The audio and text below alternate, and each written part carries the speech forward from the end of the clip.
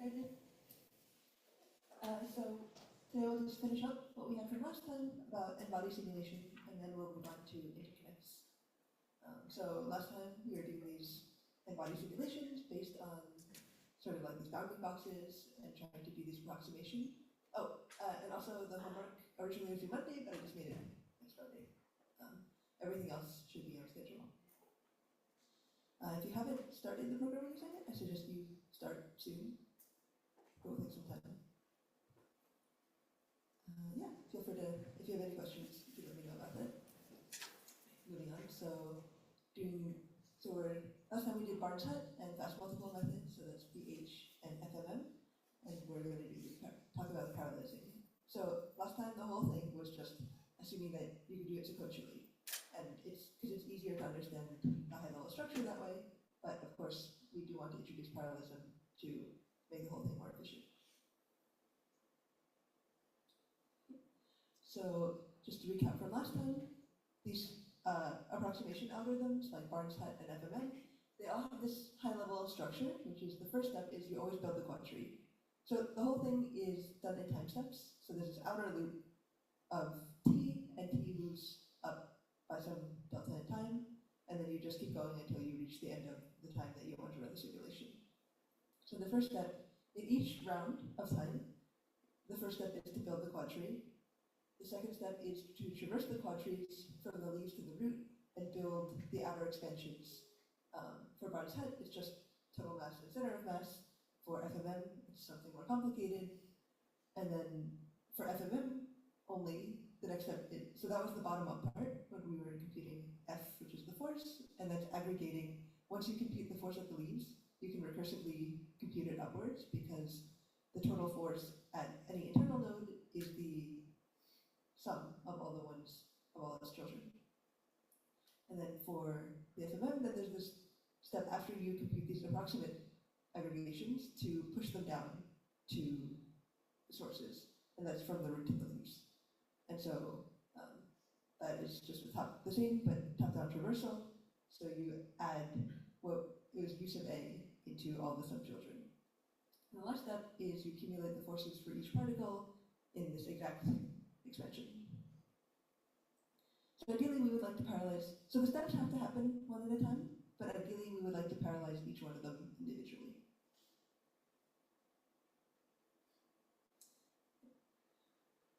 And because they all follow this high-level structure, we can have some general parallelization scheme. And the high-level idea is that, remember, we have some sort of 2D or 3D space. We want to assign some regions of space to every processor.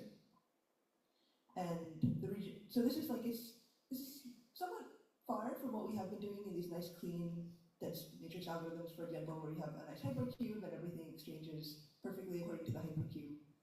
In reality, the problems are maybe not often that nice, and so the problems usually look like you have something of size n, and you would like to cut it up as evenly as possible n over p. And when you actually run something like Barnes Hut or FMM, you don't have knowledge of like the underlying architecture. And you don't necessarily need to design the algorithm for that. It's just to try to achieve as close to load balance as possible by splitting up the particles n over p. And every processor is going to store a part of the quad tree containing all the particles, which is all the leaves regarding that part of the quad tree, and then all the ancestors in the quad tree. So if you remember how this expansion goes, you start from the leaves, and then you go up, and then in the FMM, you start from the root and you go down. And so to avoid communication between the processors in this parallelization scheme, we can copy the top levels of the tree across the different processors. And it is fine to copy them because the internal nodes are asymptotically small in number compared to the leaves. Like there are n leaves, and one level above that, n over 4, n over 16, and so on. So they're asymptotically dropping as you go up. And so every processor is going to store the part. So the quad tree, the top parts, needed to compute the forces for what particles it has, as well as the actual particles it has in the leaves. And in this parallelization, so this was some people in 97, they called it this locally essential tree, which is the part of the quad tree in the leaves that you need, and any internal part that you also need to compute the relevant forces.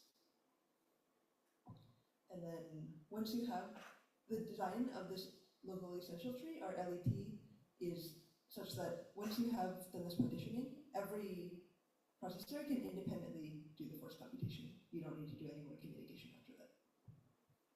So this part is only about doing the actual RTUT, or force accumulation part, or FMM. It's not about building the quadtree in parallel, which is a different thing.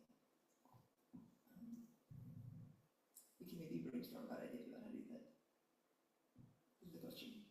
So suppose you have n particles and you want to build a quadtree in parallel. How would you do it?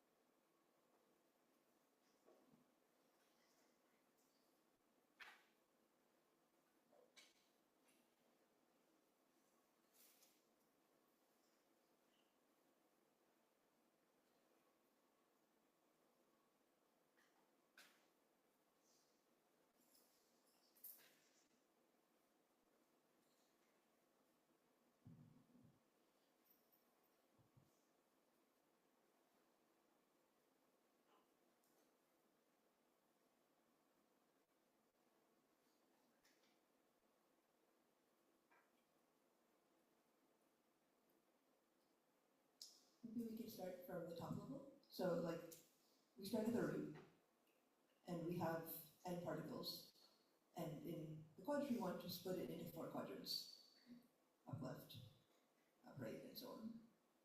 And so given the particles, which are x, y in space, how would you partition them into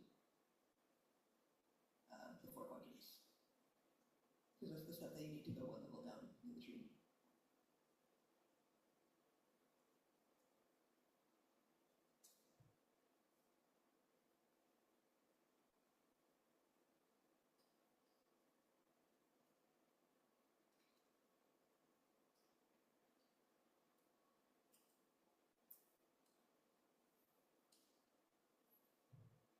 You look like it's hard. Can you say more? Sorry? Okay, so you have these xy particles, like just xy in space. And so the first step is you have these quadrants, and you want to just determine where they go in the quadrants, and you know where the quadrants are up front. So how in parallel would you determine, like, yeah, so you have a list of n particles, each of them has some coordinates in space, and you want to, in parallel, determine which bucket they're going to go into. There are 4 buckets.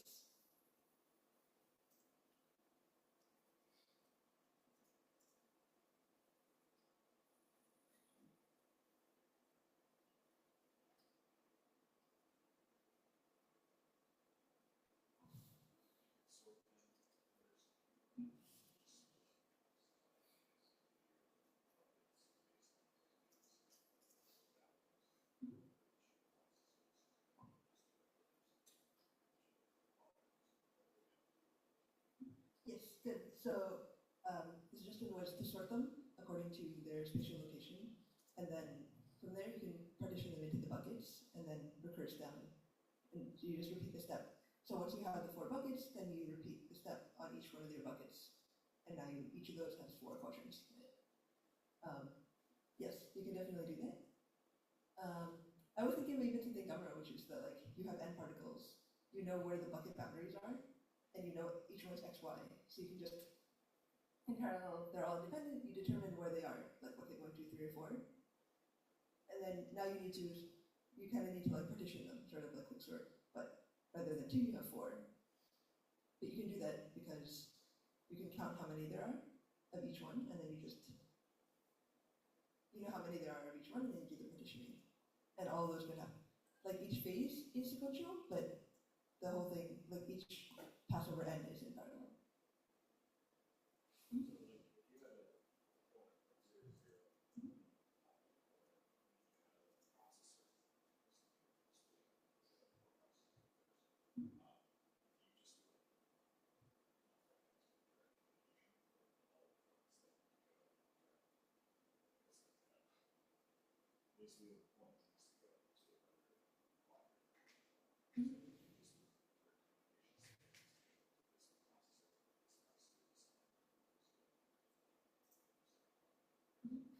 see. So the question was about, like, if you have distributed memory, how do you do the splitting of the points? It depends on how you initially start. So let's say all the points are on processor 0 to begin with. You could, you can do this distribution of the points, like just once you determine which processor each one should go to, you can just scatter them onto the relevant group of processors and then do the reversion from there. Are there any questions about that? Like about how this parallelization would work?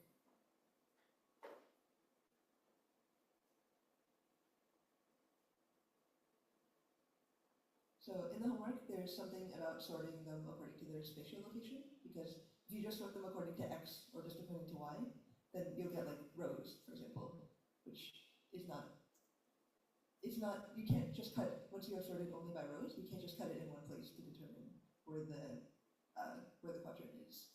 So there are different orderings. Like one famous one is called Morton ordering or Z order, which recursively sorts them in sort of like in a Z fashion, and then once they're sorted in Morton order, you can just cut it in one place, or two places, I guess, start and end, to tell you where the quadrants are.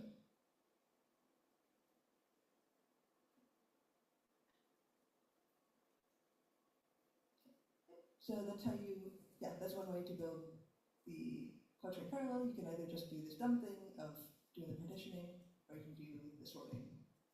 But the sorting is slightly more subtle because then you need to cut in the sorted order.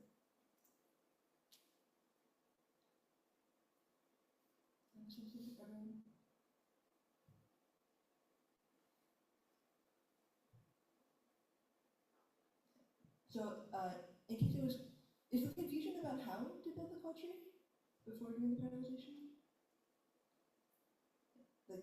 So maybe for this thing, it might be easier to start in a sequential way, and then once you start in a sequential way, you can determine what steps need to happen, and then go from there.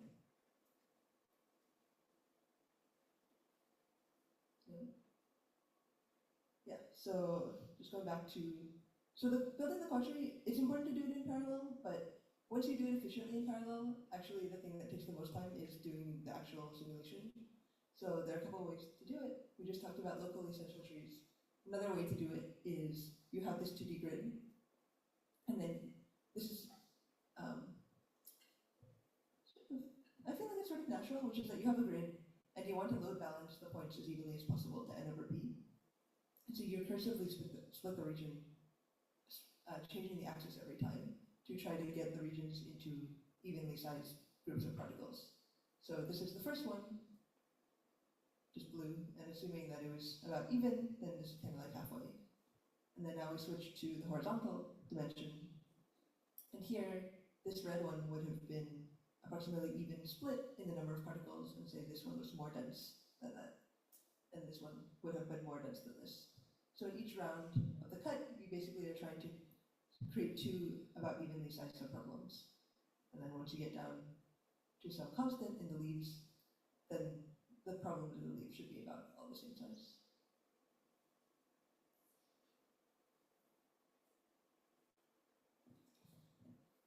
So that one is just based on space. There's another parallelization scheme called cost zones that's based on the actual quadtree part. So this is once you have built the quadtree, you partition the quadtree rather than space directly. And so it may not be exactly even. So like here, this pink one, and here this green one. The green one has more nodes, but try to make them as close as possible in terms of work. So the point is that like these parallelization schemes are maybe not as elegant as the ones that we have for like dense matrix algorithms or sorting, because the problem is more complex. But it's kind of the general view, which is that you have a problem and you try to cut it evenly as possible. Yep. And then this is just one example of what the performance looked like in the 90s. So the total time was about 114 seconds. Yes.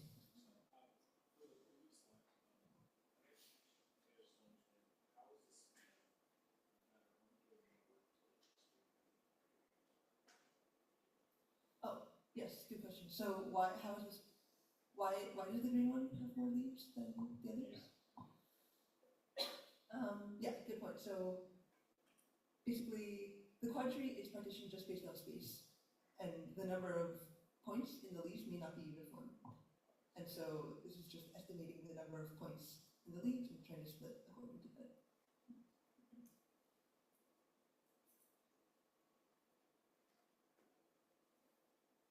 So just an example of what the times look like.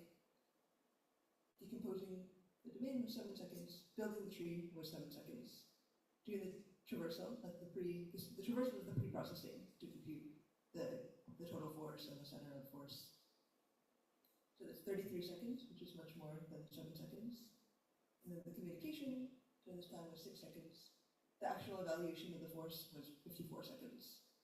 So that's doing either the Barnes Head like near far approximation or the FMM's close by boxes approximation. And then due to load imbalance, this is, I think, probably the difference between the shortest one and the longest one. Because it's hard to exactly evenly split the problem. So, yeah. So that's just the point of this. Nowadays we can probably do this much faster. Like back then it was 5.8 gigaflops. Now we have exaflop machines. So like the actual flops per second would be much higher. But the high level idea is still like this, that the building the up tree or the quad tree takes much less time than the actual force evaluation. So that's why it's fine to rebuild the quad tree every time. You can, of course, you can have schemes that let you move the points between nodes in the quad tree, but it's more complicated and maybe not for too much gain. That's the end of n-body simulation. So any questions on this one?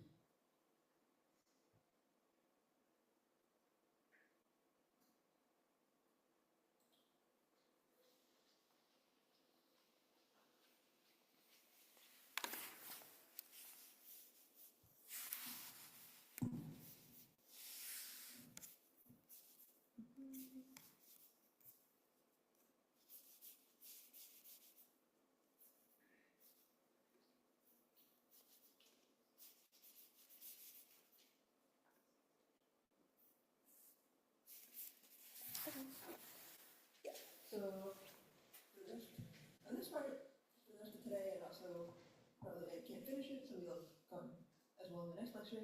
We're gonna go back to programming. We're gonna go back to parallelism models for a little bit, and then we'll go to interconnect networks. So first, we're gonna recap models for parallelism a little bit. And this is related to, if you remember, almost in the beginning, we were doing like the binary forking model and work span analysis in shared memory. So this is going back to models like that for parallelism.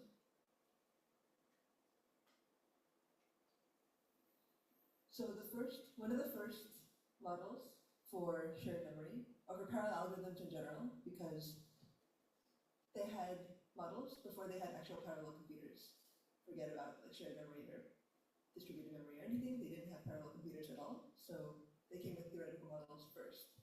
And kind of like, today how we don't actually have like real quantum computers that can compute like real problems yet, but we still have lots of models for quantum computers and theory about it. So back then it was like similar for parallel computers. And the point of the theory is that it tells you whether or not it's actually worth it to build these machines. So the first model is called the parallel random access model, or PRAM, and this is the model that this is what it was trying to capture, so that you have some global shared memory, and you have P processors, 0, 1, 2, up to P minus 1.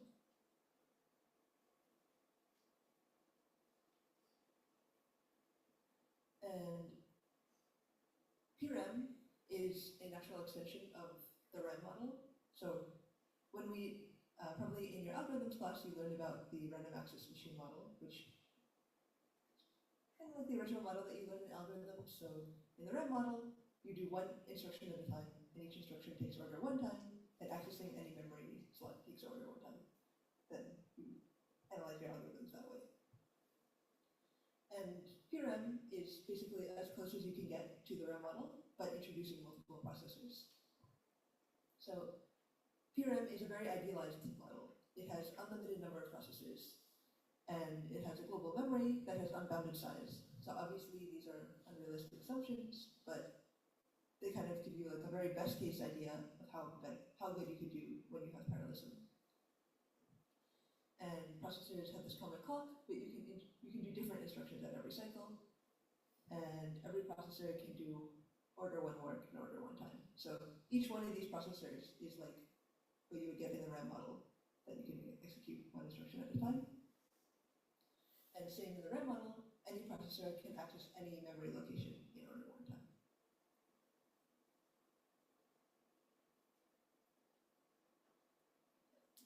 I think the hardest part about this is that you have unlimited processors. So this is kind of, we had the same in the workspan model. We also had unlimited processors. Like span is the notion of how fast your algorithm would run given infinitely many processors. And I don't remember if I said this back then, but the difference between bounds in PRAM and binary forking are only log factors, because the most simple thing is like a parallel 4 over n iterations. And in PRAM, that parallel 4 takes you order one time. And binary forking, that takes you log n time. That's the main difference. But other than that, they're very similar.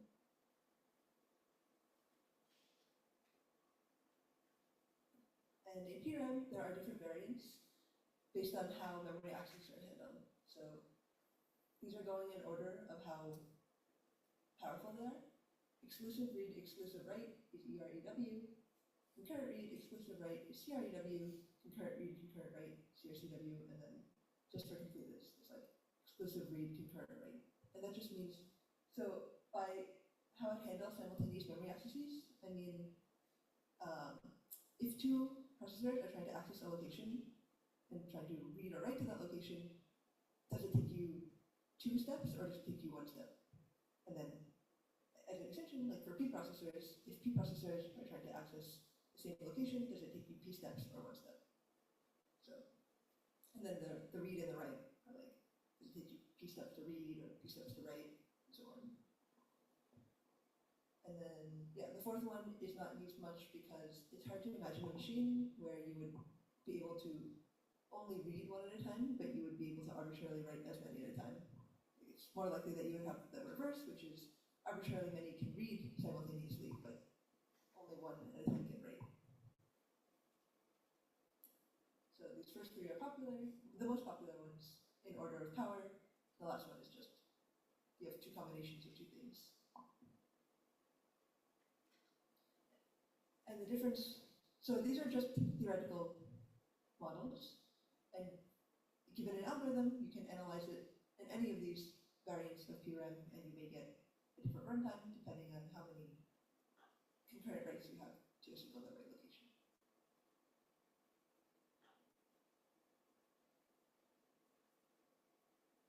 So by concurrent write, I mean you have some memory location, and you have a bunch of processors that would like to put some value into that location at the same time.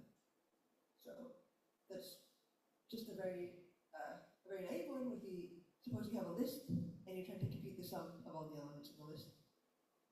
We know tree-like algorithms for computing the sum, but if you had concurrent write, if you had efficient concurrent write, you could just directly write into that memory slot. And if you had this very strong assumption that you can do arbitrary number of concurrent writes, you can compute sum in order one time, because everybody would just write into that slot, and it would magically be right, and it would take order one time for arbitrarily many processors to do it. So there's a couple types of concurrent write that people have considered. One is common, which is that you can only write if all the values that you're trying to write are the same. One is priority, which is the processors follow some predetermined priority order. So for example, like a bunch of P processors are trying to write, and the one that wins is either the max or the min, or something like that. There's sum, which is that you can just for free compute the sum of n items in order one time. So that is a really strong assumption that is somewhat unrealistic, but again, PRAM is the most simple parallel model that you could possibly think of. And if you can't do well in PRAM, it is unlikely that you can do well in other models. And then arbitrary is write the data from any one of these processors. So just one of them would win.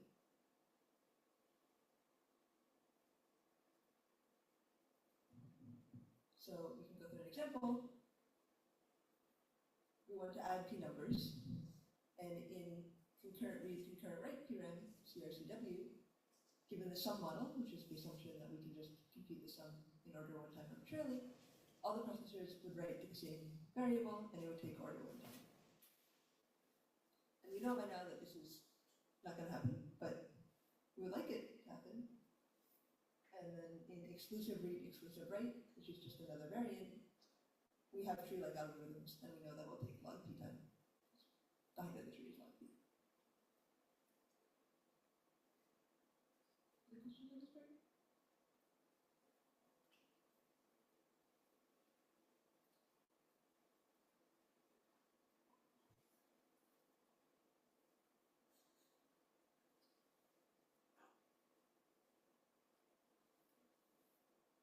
Slightly more complicated problem is, suppose that we want to compute logical OR of p booleans at the same time.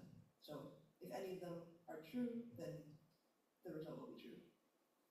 And in concurrent read, concurrent write, if we have a common model, which is that you can only write identical values, one is the we would like to write one if any of the source values are one. And so the algorithm would be like this. You start with 0 in the result. And then if a processor has 1, it would write 1. And then in the end, if any of them have 1, then the result is 1. Otherwise, the result is the same as in the beginning, which is 0. That would take order one time. Because we have concurrent read, concurrent write. Otherwise, we would have, on the other side, we have exclusive read, exclusive write, and that's, again, we would compute it in a tree-like fashion.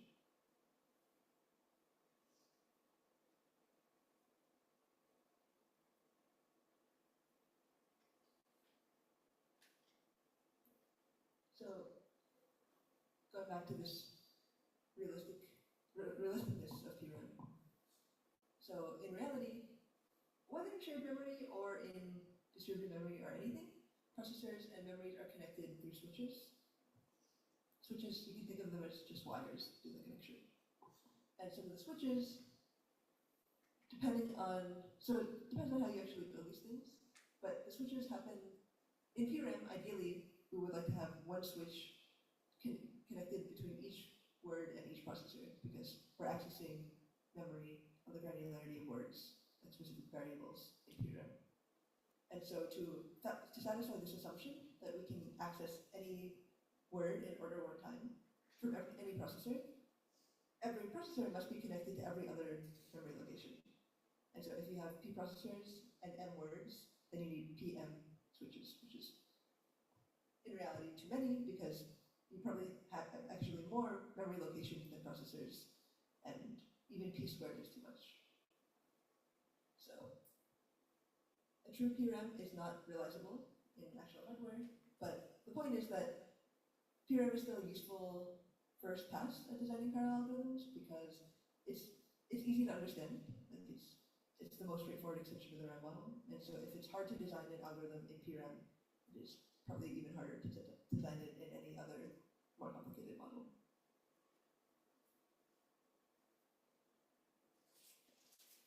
And another issue is that many of the original PRM algorithms didn't do well because they don't account for communication. So we have spent a lot of time talking about communication. In PRM, again, it's this most simple thing. You're only counting the computational steps. And so in actuality, the thing that is bottlenecking most programs is accesses to memory. So counting only computational steps, if you have infinitely many processors, you can probably do really well, like in sum, but the thing that is actually limiting time is how fast it costs you to transfer the data. And we said at the very beginning that memory, the speed of memory is growing much slower than the speed of compute. But still, nevertheless, PRM is useful as, again, a first pass to try to design algorithms. And actually, there are some recent studies about just like trying to revive these old PRM algorithms, and a lot of them are not bad. So it's not that it's definitely not to say that all the original theory about program should be ignored and we should throw it away, because they can tell us a lot about designing parallel algorithms.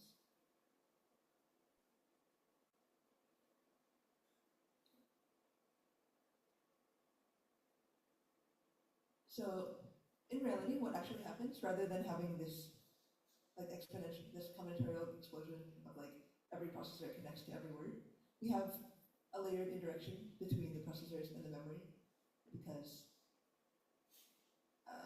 then there's some routing that happens between the processors and memory, so you don't need to connect each one of them directly. So from the point of view of the process, or from the point of view of the programmer or the algorithm designer, every processor can access every memory location. But when you actually build the hardware, it's not possible to build the direct links. So we have this interconnect, which is some sort of routing mechanism between the two.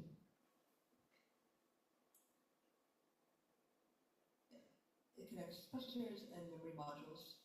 And by memory modules, I mean something that might be larger than one word.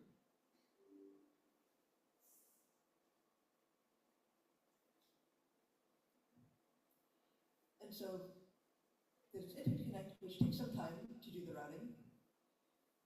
And that's called, yeah, so if you just had like this would be called Unified Memory Access, or UMA, because every processor going to any memory location has to go through the interconnect.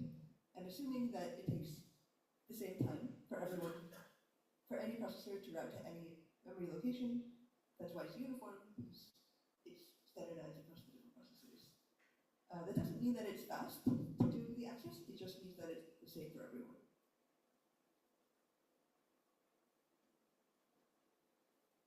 As an optimization, when people actually build these interconnects, they usually try to, these days, build non-uniform memory access, or NUMA machines. So maybe you've heard of NUMA before, like most shared memory machines today are NUMA machines. And that just means that there's a link between the processor and the related memory module. So there's this notion of which memory is closer to some processor and which memory is farther away for some processor. And it's relatively easy to add it into the hardware. Like here, there's direct link from P0 to M0, but P0 can still access any of the other ones, it just has to go through the interconnect. So that's why it would be much faster to go here, but it would take a while to go somewhere else. And so ideally you would like to localize your memory access in your machines. Yeah. And the reason is because you can bypass the interconnect.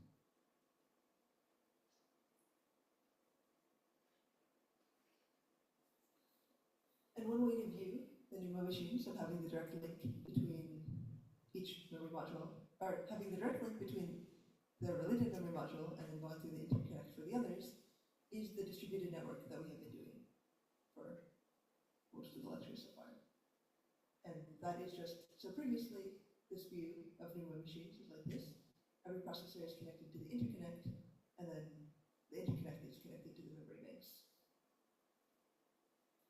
But then another view of that is you can just flip it, which is that the processors are directly connected to the memory. Like in distributed memory, every processor has some local memory that it can use. And if it wants to do the communication, it has to go through the network through communication, like send and receive.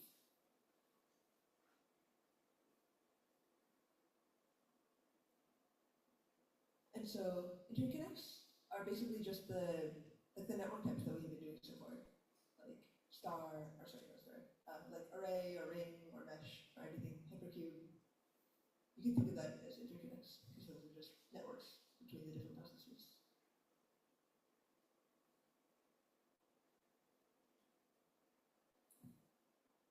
Any questions on that?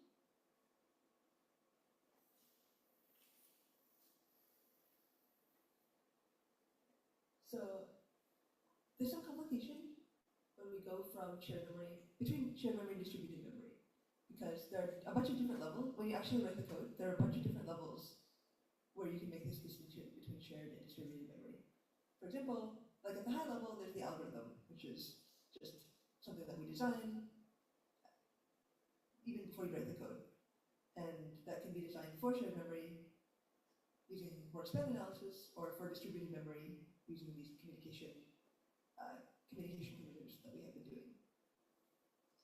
Then on the other hand, when you actually write the code, you have to choose some programming language or abstraction, and that, like, for example, we've been doing MPI, but there are a lot of possible choices of programming language. And then finally, there's the actual hardware that you have, which may be different from the algorithm and the programming language. These can all, there's only two choices, so they can't all be different, but they, like, the programming language does not have to exactly match the architecture, and vice versa. For example, we have been writing MPI programs, but in the settings in the homework, we have only been running on one machine, whereas MPI provides this distributed memory abstraction. You have these ranks, and the ranks need to communicate, and they don't share memory. But when you actually run it, we are just running them on one computer. So from a programmer's perspective, we're writing distributed memory code. From a hardware perspective, we're using only one machine. And the reason for that is because you can more easily scale it to multiple machines if you wanted to. Like if you ran a different configuration in pace, you could ask for 2 machines or 4 or 8, or however many, and you wouldn't need to change your MPI code.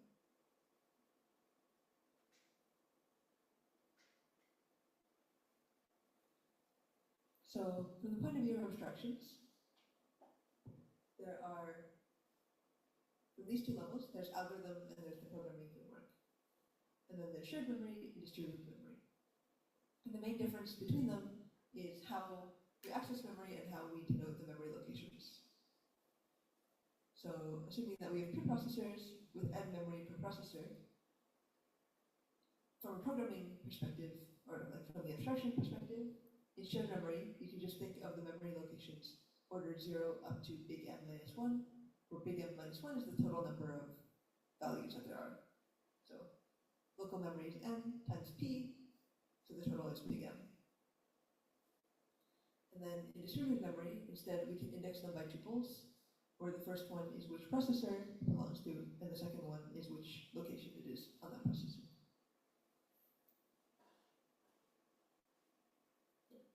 So that's in the programming model, and then in the algorithm description, or algorithm, like when you analyze the actual algorithm, that's something higher level, and that just tells you in shared memory that it takes order 1 time to access any location, and in distributed memory, it takes order 1 time to access only the local memory, and then if you want to access the faraway memory, we have something like tau and mu that we have been doing.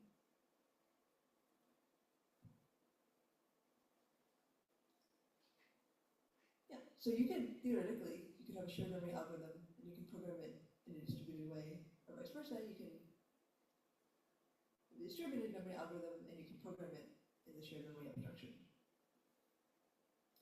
And so how can we support this shared memory abstraction on top of distributed memory? And that's basically converting, if you have a tuple for the distributed memory location, in this form, processor, comma, slot, you want to convert it into this global index.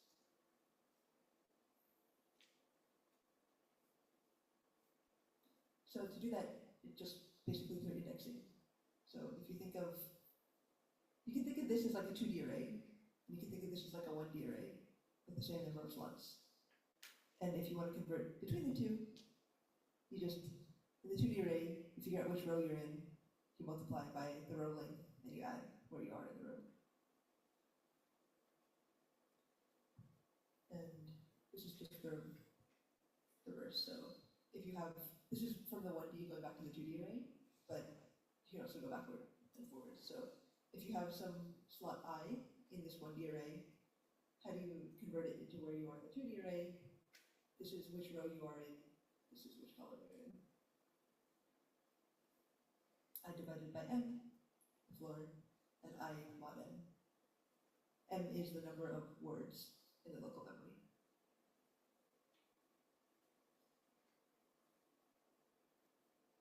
So yeah, so there's these 3 levels: algorithm, programming, and architecture, and they can all be independent of each other. Like you can program shared memory machines using distributed memory, algorithm, and architecture.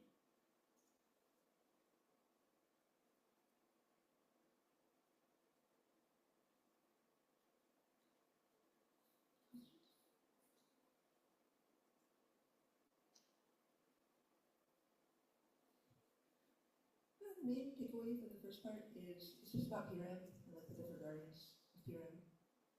But it should be relatively familiar because we did the shared memory algorithms a while ago.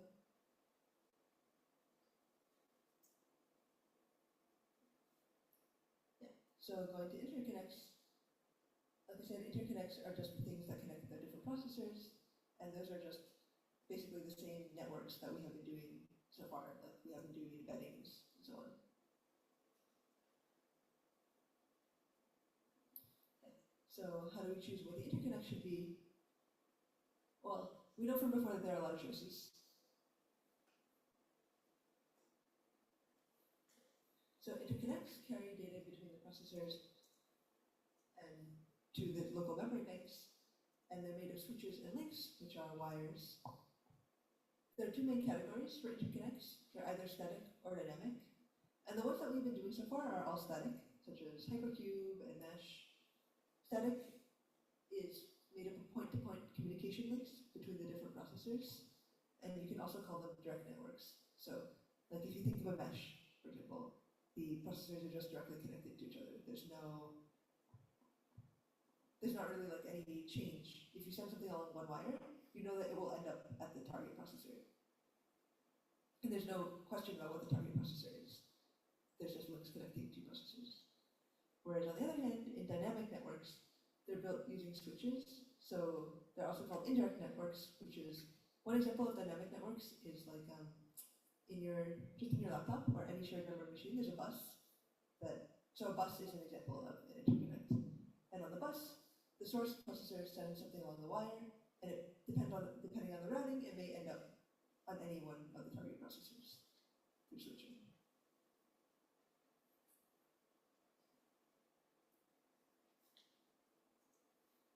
And this is just a picture. So on the left side is a static network. The processors are connected through these links, and the links are just directly between the processors. There's no question about where the data ends up. On the other hand, on the dynamic networks, the data gets sent from the processors, but depending on these switches, that you can route them to some other processor.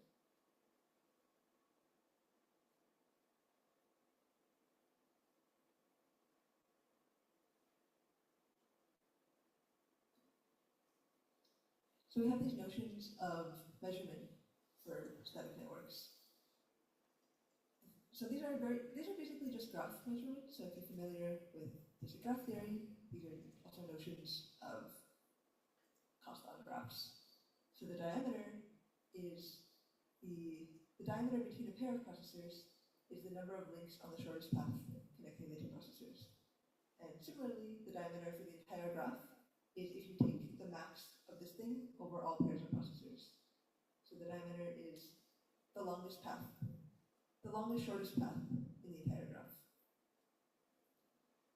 And ideally, the ideal diameter is something like theta 1, because the diameter is a bound on how long, over all the possible routes that a message can take, how long could it possibly be?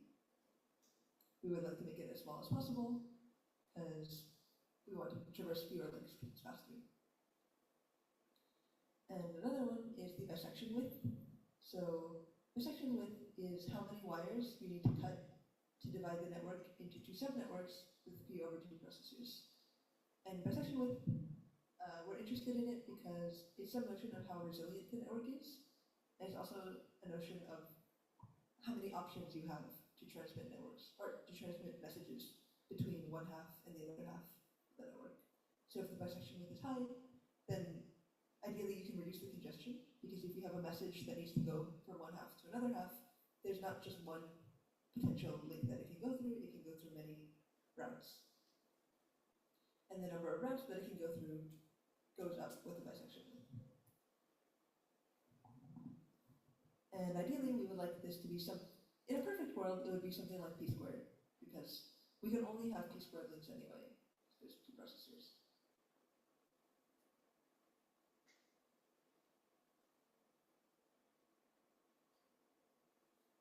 And the last one is just cost, which is how many links or switches it takes to build the thing. And we just take the max. And so this is a simple notion of cost. It doesn't take into account more complicated things, which in reality people would be interested interested in, such as how possible it is to lay out the network.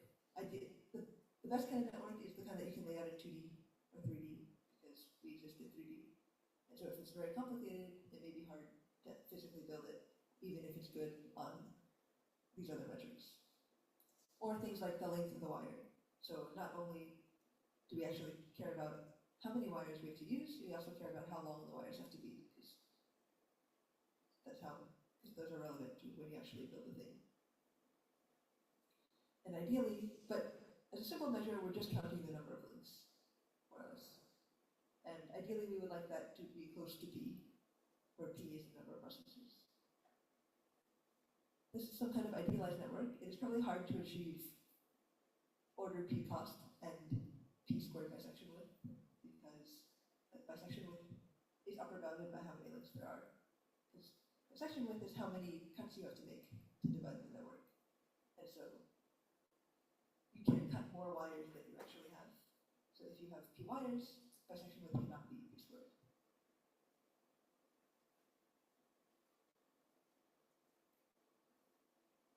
Questions?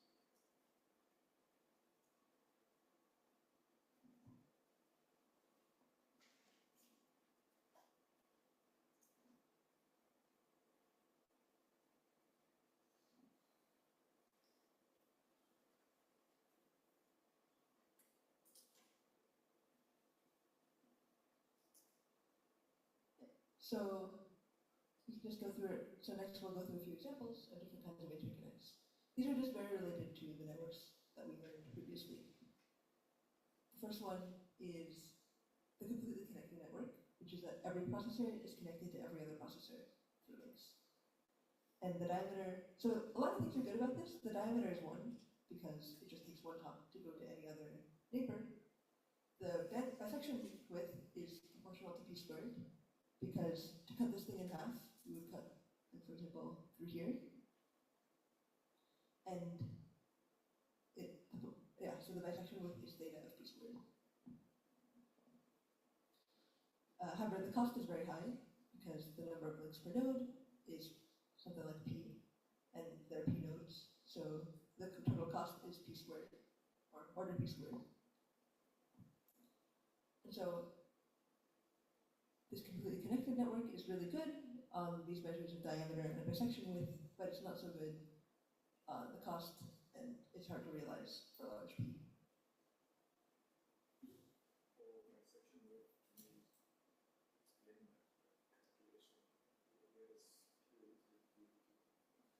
Okay, so where does P over 2 come from? So if you want to cut this thing in half, maybe we could try to think of a simpler example. So to cut this into 2 even halves, 1, 2, 3, 4, 5, 6, 7, 8. You basically need to cut P. So you have P over 2 things in the half. There's P processing in total, and P over 2, yeah, so P over 2 is 1 half. And how many links do you need to cut that half off from the other half? Is P over 2, because each one of them has P over 2 links connected to the other half.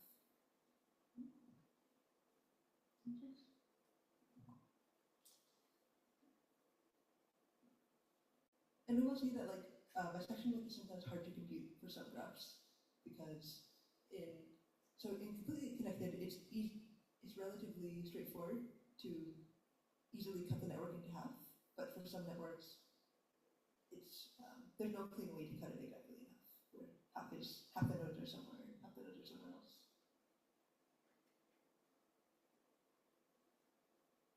Any questions?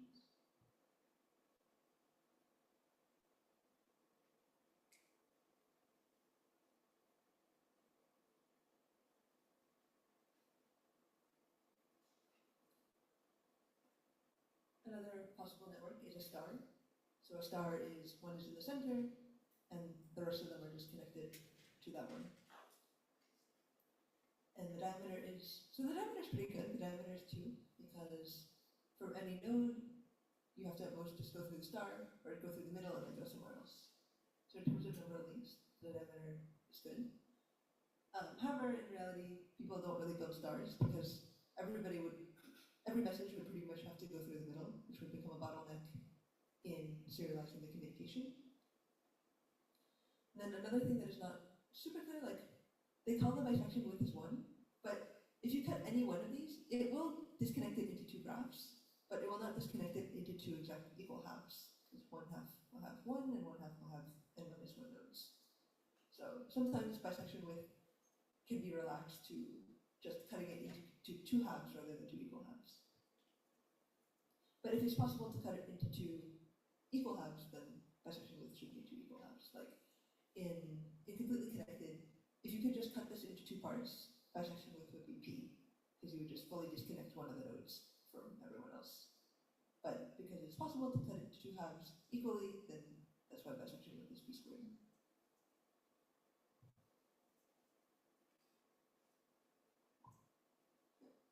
The number of links per node, the whole thing just has p minus 1 links, so the cost is also low. But the issue is this congestion, and also the issue is that the bisection width is low, and we would like it to be higher.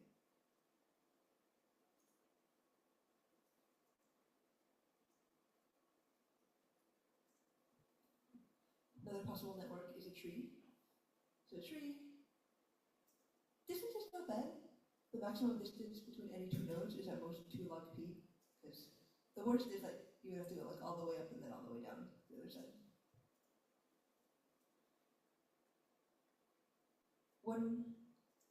One observation that makes, so trees are actually, people do sometimes implement tree networks, but they usually implement a variant that takes advantage of this fact that links higher up in the tree usually carry more traffic than links lower in the tree. And the reason for that is because assuming that you want to send between arbitrary leaves, the messages for the tree have to go up and then down. So it's less likely that you traverse these links closer to the leaves than the ones higher up, because the ones higher up have to carry the load from a bunch of other leaves transferring to other leaves. And one nice thing about trees is that you can lay them easily in 2D without any wire crossings, because it's just a flat thing.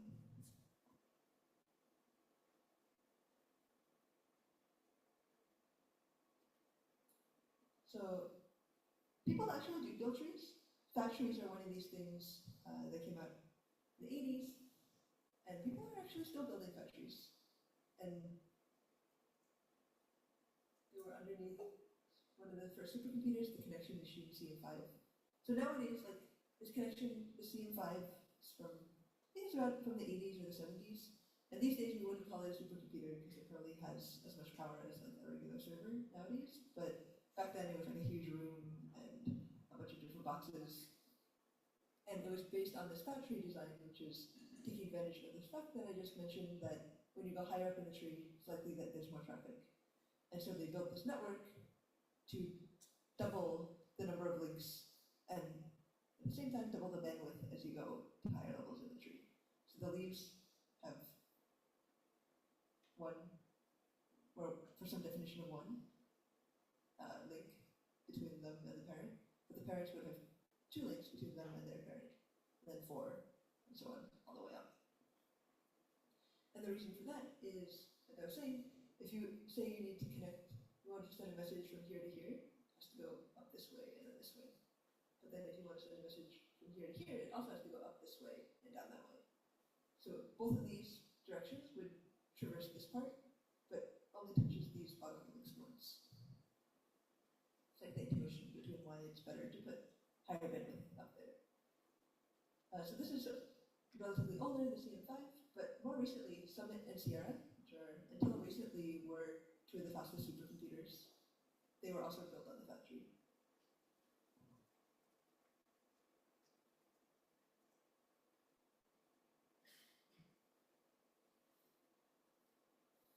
Yeah, so these network topologies, they're just all the same as what we have been doing. Like, we did arrays, we did rings. And in arrays, there's 2 neighbors per node, left neighbor, right neighbor. In the ring, it's the same, but just with the link around.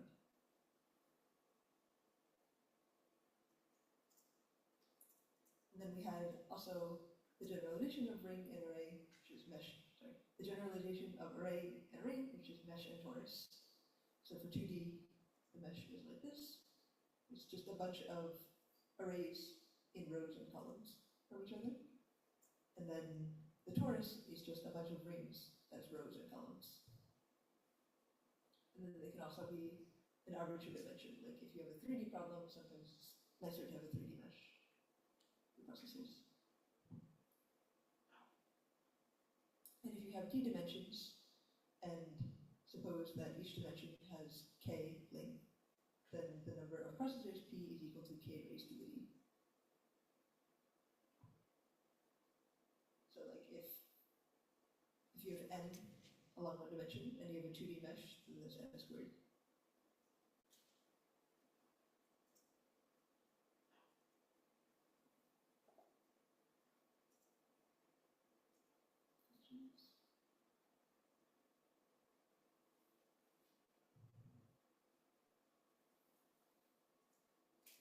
So with interconnects,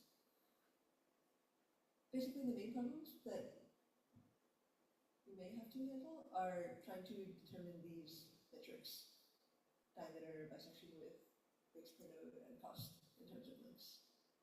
And this is just a summary of the ones that we have just discussed. So completely connected network.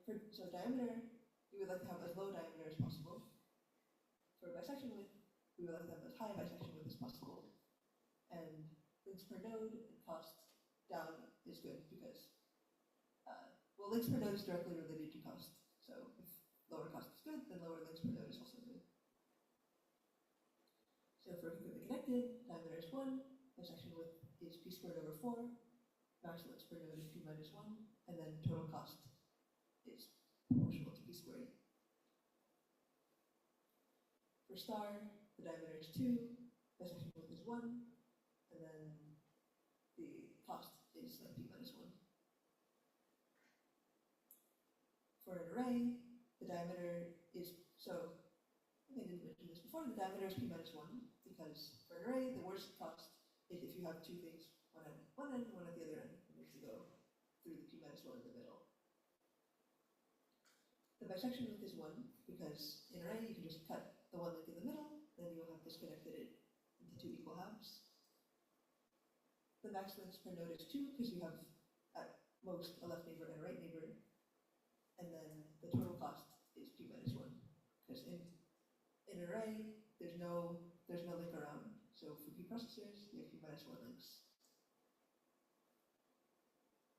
For a tree, the diameter is proportional to log, because you have to go up and then down. The bisection width is 1, because, yeah, it's also not clear how to cut the tree into two equally sized halves. So calling the bisection width for a tree 1 is similar to calling the bisection width for a star 1. Like you could just cut one at the leaves, and then you would disconnect that. Or you could cut one link anywhere, and you would disconnect it into two halves. But the halves would not be exactly equally sized.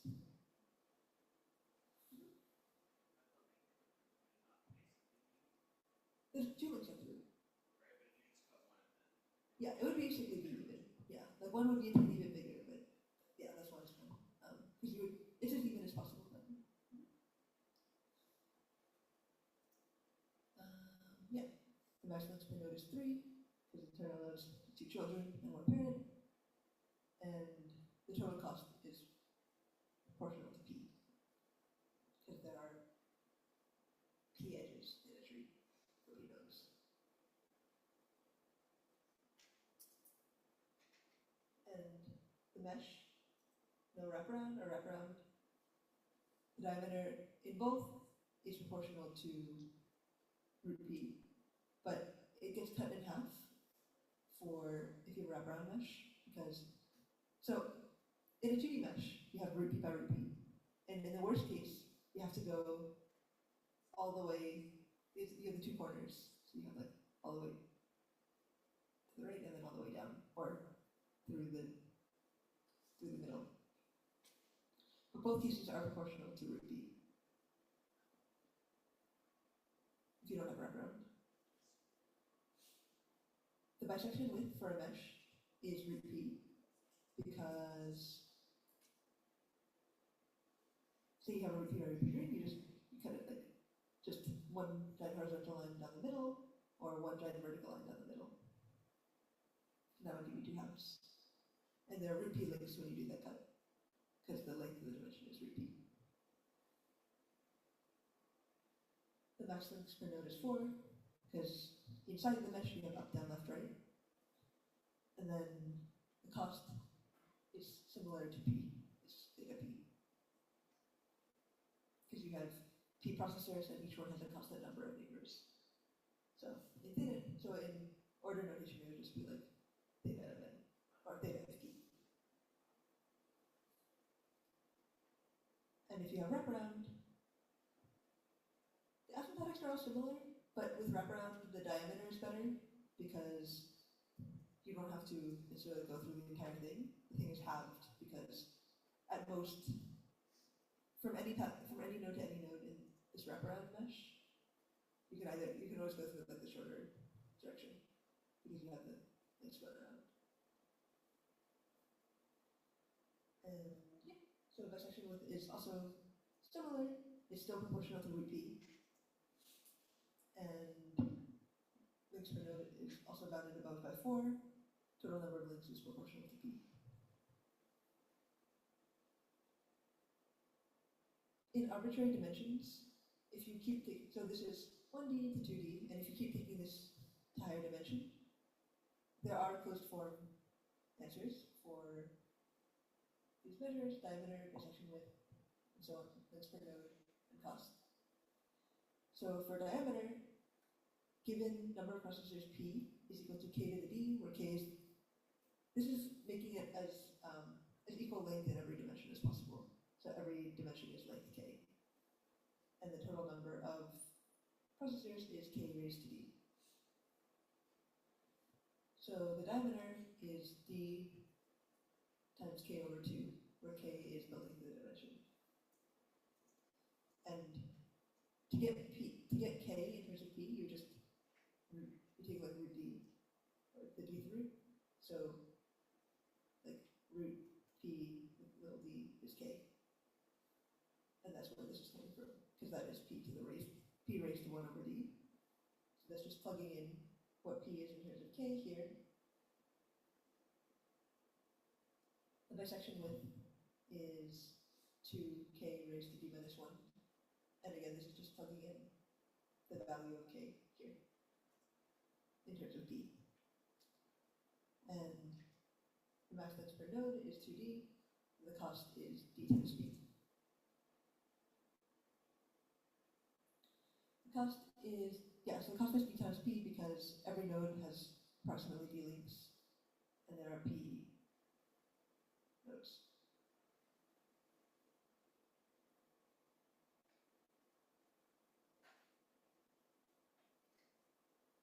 Questions? Explain what you mean by high bisection width. Yes, yeah. So why are you interested in a high bisection width? One is, I guess, the most straightforward one probably is to try to reduce the congestion, because if you have, bisection width is an approximation for how many potential paths you can go through to go from one half to another half. And so for example, in a star, the bisection width is 1 because there's only one way you can go. And also in the tree, but they get around that by using things like fat tree. I guess another way is bisection width is some measure for like how resistant your network is to failure links. So if your bisection width is 1, if any one of them fails, then the whole thing will become disconnected. But if you have high bisection width, you can always you can try to go another way in the network to reach the other half.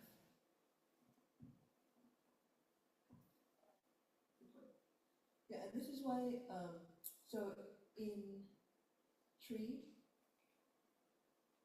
the bisection width in terms of links is 1, but to try to mitigate that issue, that's why they put, in the fat tree, they put more bandwidth on the higher links.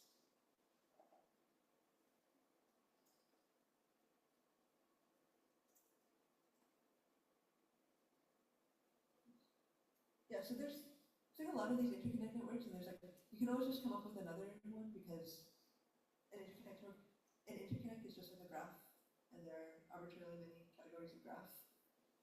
But these are just a few ones that we have talked about or common ones.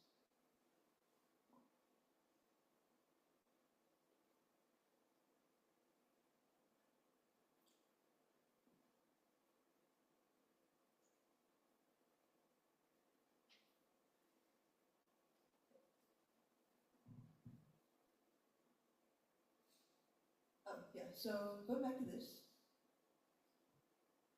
looking at these closed forms, ideally it seems like we want to increase, so for ease of understanding for a lot of algorithms, sometimes it's easy to have a 2D or 3D because the problem is 2D or 3D.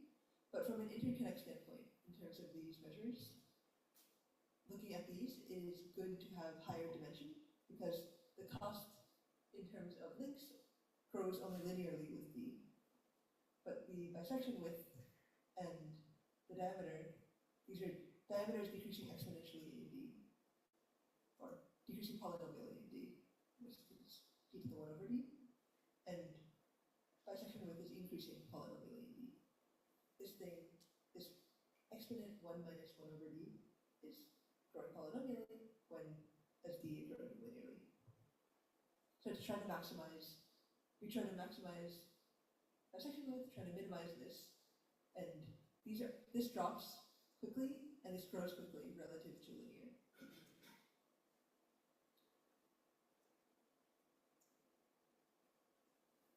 And so if we have this goal of trying to maximize the dimension, so there's many possibilities that we can have. Like in this example, P is 32. What can we get? Well, with 2D, one option is 8 times 4. 3D, one option is 4 by 4 by 2. To 4D, 4 by 2 by 2. Yeah, so it's for these, we can't make them exactly even length because 32 is not a perfect square, but try to make it as even as possible. And with 5D, we can have them 2 by 2 by 2 by 2. It should be 1 by 2. And there's no point in going any further than this because you can, but then one dimension would just become length 1. And so that would be equivalent to just the previous dimension. And so to maximize the dimension, the dimensionality depends on P. How far you can go depends on how many processors you have. And if P is a perfect power, if P is a perfect power 2, then the dimension should be log P, because that's as far as you can get. Because you need at least 2 nodes per dimension.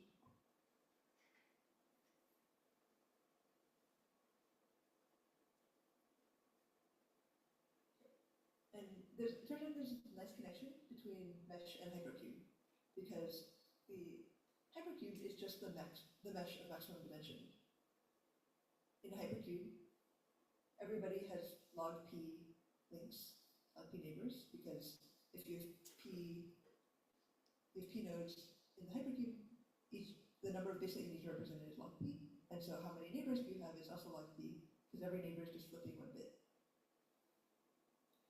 So if the dimension is log P, number of processors is raised to the D, then we have, from the closed forms that we had earlier, we directly have the expressions for diameter and bisection width of the hypercube. The diameter is just this thing, P 1 over D minus 1, which is just D, when D is log P. And so, I think we can also directly get that from the hypercube, because the maximum number of bits you need to flip to get from any node to any other node is log P, and every link corresponds to flipping 1 bit. And for the bisection width, you can get it also from this closed form, P over 2, or you can just get it from thinking about just cutting the hypercube in half.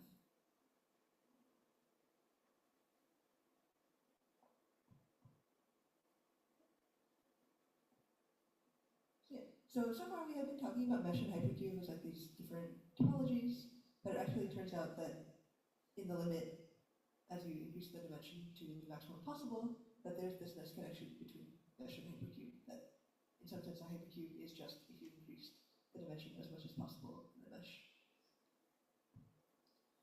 And yeah, how do you address the hypercube? Do you find the neighbors? Well, yeah, we have each hypercube can be thought of like it has this log p bit string, and if you want the neighbors, you just flip one bit in any of the positions, there are log p neighbors, and that's how you also get the path between any two nodes.